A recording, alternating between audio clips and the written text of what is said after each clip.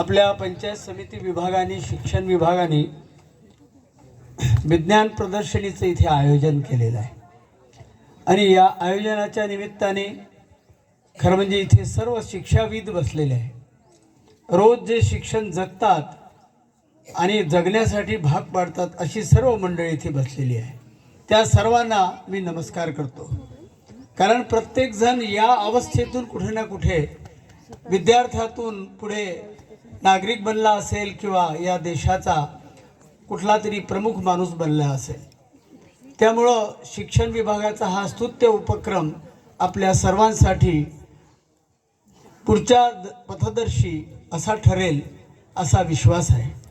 आजच्या या कार्यक्रमात उपस्थित अलकाताई सोनवणे गट शिक्षण अधिकारी, सुभाषजी टाकळे विस्तार अधिकारी, मान्य दीपाली दीक्षितजी, यशवंत आटेजी केंद्र प्रमुख, विठ्ठलजी तपासे केंद्र प्रमुख, सुरपान सर, दुर्गा प्रसादजी यादव, मिलिंदजी दीक्षित, जोशीजी, पूनमताई जोशी आणि सर्व बसलेले सर्व शिक्षक बंधू, माता भगिनी आणि ज्यांनी या सर्व याच्यात स्वतः प्रवेश घेतला प्रयोग करण्यासाठी असे सर्व विद्यार्थी बंधू आणि मैत्रिणी.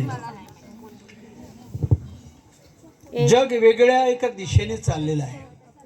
त्या स्पर्धेमध्ये भारताकडे पाहण्याची दृष्टी संपूर्ण जगाची एक आज बदललेली आहे. आपल्यालाही सर्वांना लक्षात येईल की जागतिक कीर्तिमान प्रस्थापित करणारे असे अनेक निर्णय या देशाने केलेले आहेत. मोठा विस्तृत अशा प्रकारचा भूभाग, विस्तीर्ण अशी लोकसंख्या असं असताना देखील या देशातल्या भूमीमध्ये जे या मातीमध्ये जे उगवल्या जाते ते हे वेगळं असते असं देशात नव्हे जगालाही माहीत झालेलं आहे. त्यामुळे आपल्या लक्षात येईल की आपण काय करायला पाहिजे की आपल्याकडे संस्कार नावाचा भाग आहे जो शिक्षणातूनच येतो. शिक्षण हे वाघिणीचं दूध आहे असं डॉक्टर बाबासाहेब आंबेडकरांनी सांगितलेलं होतं. शिक्षण हे मनुष्यत्व प्राप्त करून देणारी गोष्ट आहे असं स्वामी विवेकानंदांनी सांगितलं. आर्य चाणक्यांनी सांगितलं शिक्षक हा प्रलयकारी आहे. एक हात में प्रलय और दुसरे हात में निर्माण. अशा प्रकारे शिक्षकाचं स्थान सांगितलेलं. आपल्या खूप लांब कुठल्या गोष्टी मी जाणार नाही, परंतु एक गोष्ट लक्षात आहे की शिक्षणाशिवाय या समाजाला कुठलाही तरुणोपाय नाही आहे. या देशाचं शिक्षण सुधारलं पाहिजे. ही मनीषा जर त्या मनीषींची असेल जे रोज शिकवतात, रोज शिक्षण जगतात, त्यांनी हे वेगवेगळे प्रयोग करणं. सर मला सांगत होते आत्ता की 125च्या वर प्रयोग विद्यार्थ्यांनी केले साकार. काल मी सिंधी रेल्वेला होतो. बेटी बचाओ बेटी पढाओ अशा प्रकारची रांगोळी स्पर्धा होती. एक 3ऱ्या किंवा 4थ्या वर्गातली मुलगी होती.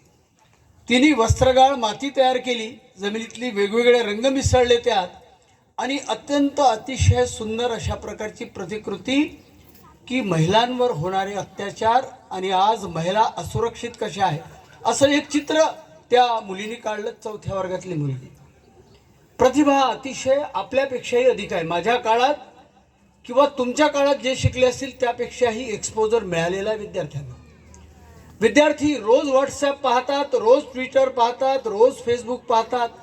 अनेक प्रकारच्या भन्नाट कल्पना असतात, विकृत कल्पनाही त्यात असतात. या सर्वांपासून वाचवून ठेवण्यासाठी आपल्या शिक्षकांचा रोल फार मोठा आहे. आपलं शिक्षण हे प्रसवधर्मी आहे.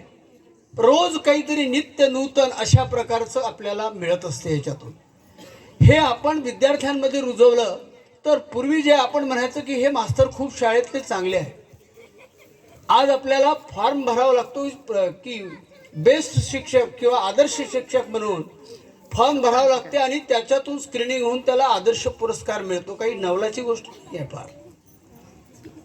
आज काही द्रोणाचार्य, भीष्माचार्य अशा प्रकारचे आचार्य राहिलेले नाही आहे, परंतु शिक्षक आजही उत्तम शिक्षक आहे. शिक्षकाशिवाय दुसरा पर्याय नाही, गुरुशिवाय पर्याय नाही आहे. हे तर त्रिगाला बाधित सत्य आहे. आणि हे जर आपल्याला काही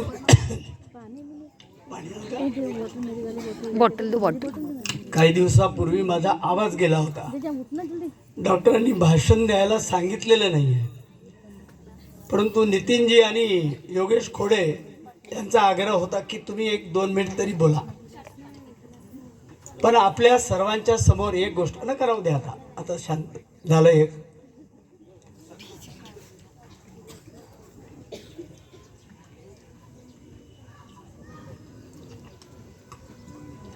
त्यामुळे आपल्यामध्ये येण्याचा योग आला. आपल्या सर्वांचं खरं म्हणजे कौतुक करण्यासारखं आहे. नितीननी सांगितलं की मी अनेक ठिकाणी ई लर्निंग दिलं. जवळपास 450 शाळांना या तिन्ही जिल्ह्यामध्ये ई लर्निंगचं सामान दिलं. ते कुठल्या शाळांना दिलं?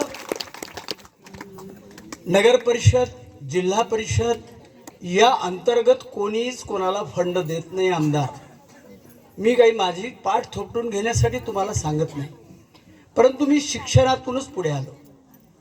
जवळपास 15 वर्ष नागपूर विद्यापीठाच्या वेगवेगळ्या कमिट्यांवर होतो आणि आयुष्यामध्ये एक कोणी असा दाग लावेल आपल्याला अशा प्रकारची कधी आपल्यावर पाळी आली नाही.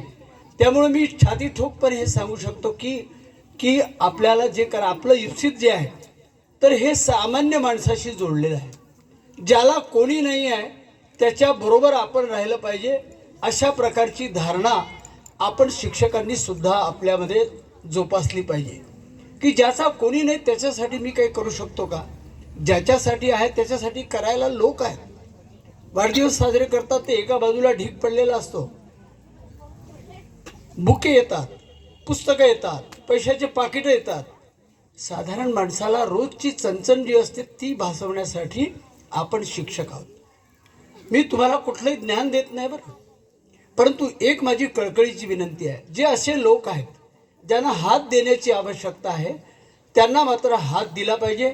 आणि येणाऱ्या काळामध्ये असा एक चांगला शिक्षक कुठल्याही शाळेत जाईल, तो ट्रान्सफर होऊन जाईल, परंतु तिथली शाळा चांगली करण्यामध्ये माझा एक मोठा सहभाग राहील अशा प्रकारचं चित्र केलं पाहिजे.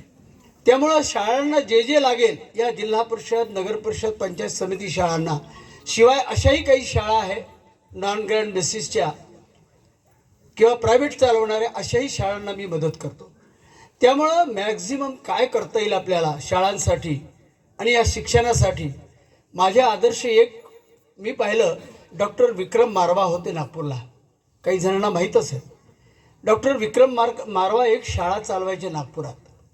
आणि जेवढी कमाई होईल आपली, कारण त्यांचा मुलगाही डॉक्टर होता, सुनही डॉक्टर होती, पण जेवढी कमाई होईल तेवढी त्या शाळेला रोज दान करायची. रोज आपण जसं देवाला रोज नमस्कार करतो, ते म्हणाले भगवान भगवान मुझे मालूम नहीं, लेकिन मुझे जो मिलता है मेरे घर में अभी आवश्यकता नहीं है, तो मुझे यहाँ देना चाहिए. तर ते शाळा चालवायचे अत्यंत सुचितापूर्ण शाळा. तर त्यामुळं मला असं वाटतं की आपल्याला या विज्ञान प्रदर्शनीतून ही जी सर्व प्रतिभाशाली मुलं आहेत, या मुलांच्या भवितव्यासाठी आम्ही काही केलं पाहिजे. अशा प्रकारचं जर आम्ही मनात आणलं ना, तर मला असं वाटतं की अशा प्रकारच्या आयोजन, अशी प्रदर्शनी आपल्यासाठी अत्यंत उपयोगी. वर्धा जिल्ह्यातले, हिंगणघाट तालुक्यातले अनेक विद्यार्थी हे सायंटिस्ट बनतील. आपण सायंटिस्ट लोकांचा जो इतिहास पाहिला, APJ अब्दुल कलाम सहित, तर आपण इतिहास जर पाहिला तर आपल्याला सुद्धा की आपण कोणाला तरी आदर्श वाचतोय असं वाटतं, परंतु हे घडलेली घटना आहे. त्यामुळं आपल्या सर्वांना आज इथे मला बोलवलं. आपल्यासोबत काही वेळ मी नक्की राहणार आहे आणि ह्या सर्व बालगोपालांचं कौतुक करण्यासाठी, त्यांचं अभिनंदन करण्यासाठी या सर्वांना त्यांचं अभिनंदन करतो, आपलंही सुद्धा अभिनंदन करतो आणि नमस्कार करतो. माझे 2 शब्द संपले.